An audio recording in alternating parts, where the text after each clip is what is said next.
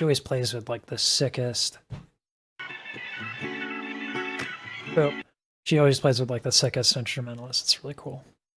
Chasing after a high that I never get back again. One of the things that's really tough about a live mic setup and situation, when you have this much behind you, like guitars and amplifiers and all this stuff, usually what happens when you record vocals is you boost the highs like this, like I just did. And that gives you like a nice sizzle. And it's something we've just kind of come to expect from vocals. But when you have a dynamic mic like this, it's really hard to get that quality in this situation. You want to be very, very, very careful with the signal coming in through that mic, or you'll get a feedback loop and it'll be a disaster, or you just won't hear the vocals. So ordinarily what this would mean is that we don't get nice, crispy, like brightness from the vocals. But it's Jazmine, so she's going to work with it and it's going to work. And she's just going to use brighter vowels and it's going to compensate for this sound challenge. Chasing after a high that I never get back again. You see how that vowel changes everything? That we will never see those days again. First of all, those runs are preposterously fast, and I don't know how. I mean, I know how. Like it's like I know how to swing a baseball bat, but I'm not Derek Jeter. Like that's what this equivalent is. Like it's not complicated. It's just hard to do it on that level. As you use less air, your folds thin out, and by virtue of them being thinner, you can move them around more quickly. But her breath control is pristine. It's so good that she makes this stuff look super easy. We will never see those days. And then this thing that she does, she'll do this a lot, where the false folds come together. There's an intentional addition to strain, right? There's that intentional thing that she does where the false folds come together, the larynx goes up, the soft palate kind of droops down. But it's a tone that she's doing intentionally. She wants this sound, right? Because, you know, if you listen to Jazmine Sullivan for any length of time, you're going to see just that she can do like everything. That she is Hercules. It's probably a better reference than that. But that we could make it, but trying don't work, so I just have to face that. That's so tough. If your breath isn't spot on, doing this stuff is incredibly draining. And it would be one thing if she were just doing a guest spot. If she just like went in there and you know went in and out, right? But she's doing a whole set, right? So doing this stuff across the entire set, you can't do this if you're not like, it's so draining. It's really, really tough.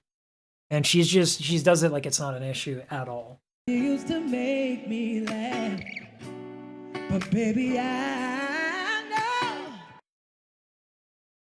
She just knows how to add grit and like rasp to her sound. And what's crazy to me is that, because like, you listen to like Bonnie Tyler, like I need a hero, like you hear singers do this, but the difference between Jazmine is that she can turn it off, right? She can sing cleaner than clean, and so you have this like, I don't know anyone else who adds this level of rasp intentionally and then can just take it away. It's crazy. Baby, what always helps is when I think of the pain. Can't stress how hard that is. If you can sing with an extremely small exhale, right? If you're not taking a big inhale, that helps. If your torso, not a big inhale, torso super relaxed, and really, really small movements in the torso to begin an exhale. Usually contracting the pubis because it's one of the smaller muscles in the torso. So, people say diaphragmatic breathing. Listen, if your diaphragm doesn't work, it's because you're dead. All right. You don't have nerve endings on the diaphragm. It works whether or not you want it to. If you are alive and breathing, your diaphragm is working. So this idea that there's diaphragmatic breathing is nonsense. But what we do have control over is our torso. And so that's why I bring it up. And it's so, that's why this is so hard. It's because it's posture. It's athletic. There's an athleticism to this. It's so difficult. It sounds easy. Don't use a lot of air. It's not complicated, but it's really, really hard. I'm better off by myself, 'cause forever doesn't last too long. If you put too much air through that, your throat is going to feel like it's being chainsawed. I can't stress that enough. It's really, really tough.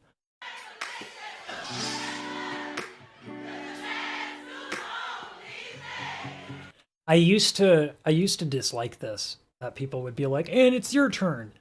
And then I tried singing for an hour set live. I was like, oh, that's why they do that.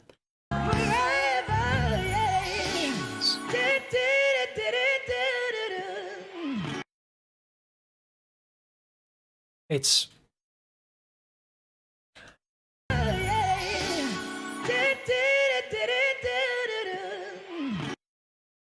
the way she just kind of decrescendos off of that is. Ooh, okay.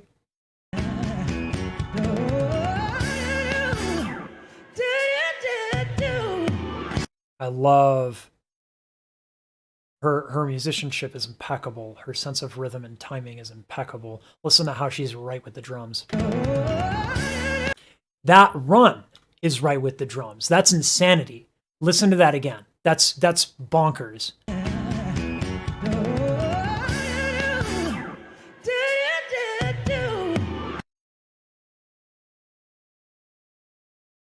Usually singers suck at rhythm, unless they've been a recording artist or have worked with instrumentalists for a very long time. It's not something people work on enough.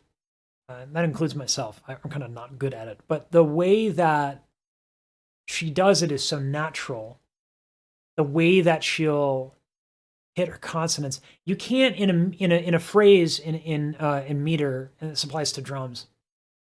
You can't have every note be the same. Dynamics on percussion is the most important thing. If you can't compress percussion without massive interpretative loss, without musical loss, right? So it's its own skill, playing with volume as you hit a drum, right?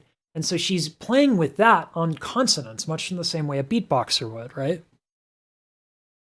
And I know it's scatting, I know it's not beatboxing, I get it, but it's what I'm saying is that the dynamic control and the precision and the sense of time, it's really, really sophisticated. I mean, she's doing that with like a drum solo.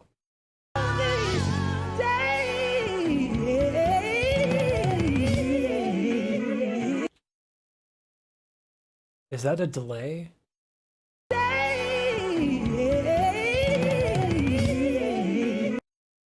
That's a delay pedal. That's really cool. So guitarists will do this a lot. They'll go in canon with themselves, right? Like row, row, row your boat, but then they'll hit the delay on a time specifically where it'll start again, right? And then you'll self-harmonize. It's a way of taking an instrument that generally doesn't harmonize, right? Vocals, unless you're, Layla Hathaway, you're singing one note at a time. So to use a delay pedal like this to create harmony is really cool. But specifically, you need to actually really understand the harmony that you're going for, because you're going to be in canon, right? You're creating these intervals. So the run has to be very specific in order for it to work. Otherwise, it'll sound like a mess.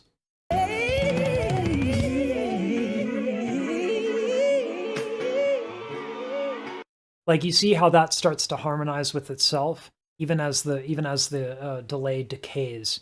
It's a really cool effect. It takes a preposterous amount of precision and timing, by the way, because as she goes really fast like that, if she's not right in time with the delay and extremely on pitch, the effect that gives is not going to happen. It's going to sound like a freaking mess. But it's not a mess, because Jazmine Sullivan is a singing deity. I rest my case. You see, I love that man. This is worth pointing out, just because I think instrumentalists don't get enough credit.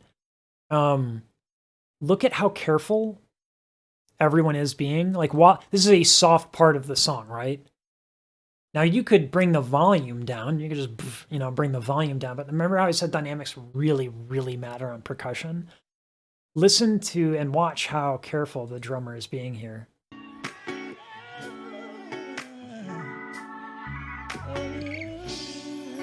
Even a crash cymbal, like, very gentle.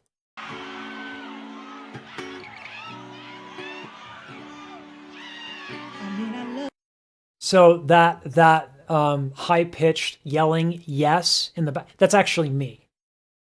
That's actually me losing my mind. That's what I sound like. I'm not that person, but that's what I sound like. Like when someone sings in the shower and, they're like, I can sound however I want. When I listen to Jazmine Sullivan and I'm in the shower, I'm like, yeah! Ah! And my wife becomes very concerned for my well-being.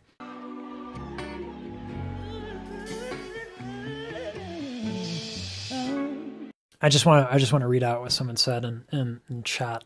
Couldn't agree more. She's so in tune with their instruments. Her runs are so on time. She's so precise. It doesn't seem real. It is unreal. I mean, like, it's real. Like, it's happening. Like, she did that.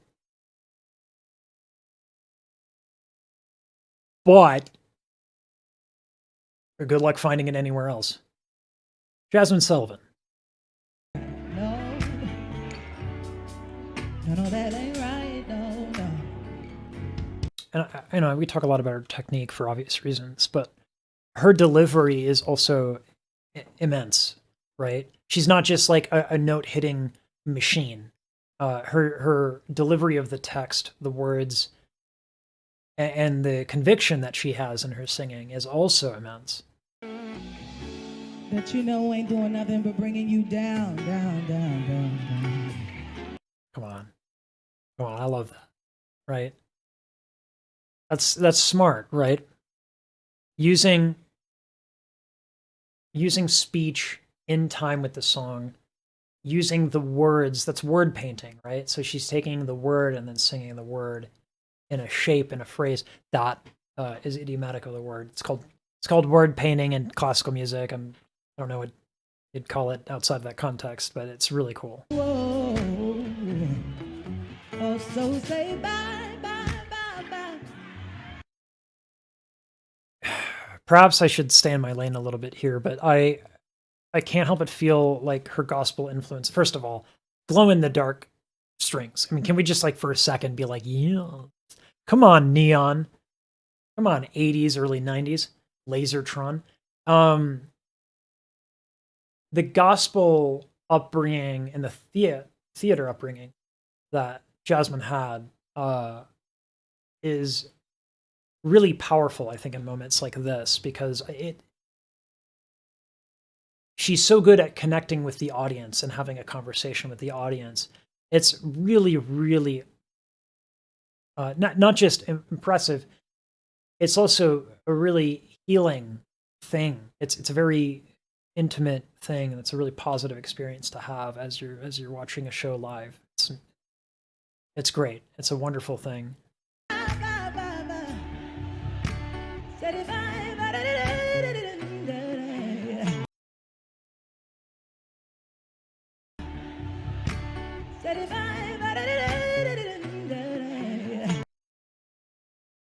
even her is on time.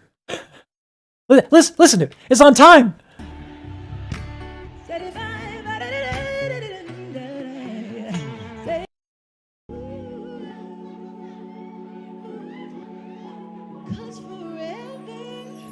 This is what I mean by, like, she has every ability to sound as clean as anybody else, right?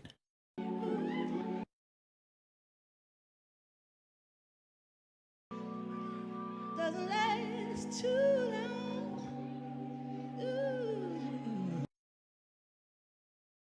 long. Honestly, like,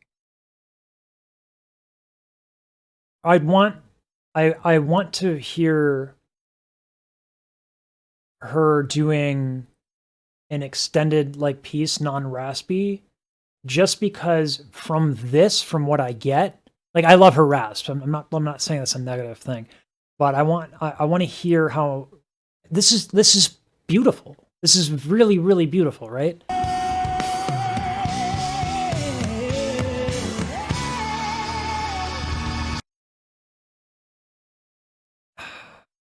Yeah, I don't know. It's just like, she's like a superhero, like a singing superhero.